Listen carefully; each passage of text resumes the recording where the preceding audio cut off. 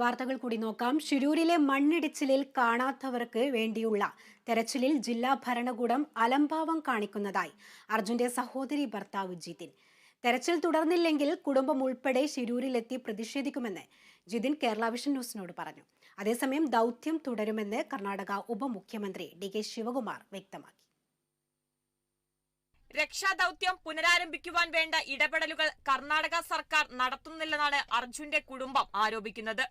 പ്രതികൂല കാലാവസ്ഥയെ തുടർന്നാണ് രക്ഷാദൌത്യം നിർത്തിവെച്ചിരുന്നത്.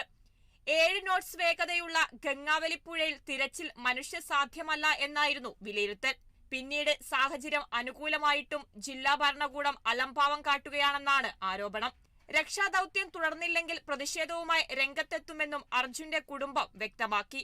അന്ന് ഈ രക്ഷാപ്രവർത്തനം അല്ലെങ്കിൽ തിരച്ചിൽ നിർത്തുന്ന സമയത്ത് 4 ദിവസത്തേക്ക് മിനിമം നിർത്തുക എന്ന് പറഞ്ഞിട്ട് നിർത്തിയതായിരുന്നു. അതിനുശേഷം ഒരു തുടർ നടപടിയൊന്നും തികച്ചും ഒരു അലംഭാവമാണ് ജില്ലാ ഭരണകൂടത്തിന്റെ ഭാഗത്തു നിന്ന് ഉണ്ടായത്. ഇതുവരെ ഒരു തിരച്ചിലിനോ അല്ലെങ്കിൽ അത് അങ്ങനത്തെ ഒരു രീതിയിലുള്ള ഒരു മുന്നോട്ട് പോക്കോ ഉണ്ടായിട്ടില്ല അവരുടെ ഭാഗത്തു നിന്ന്.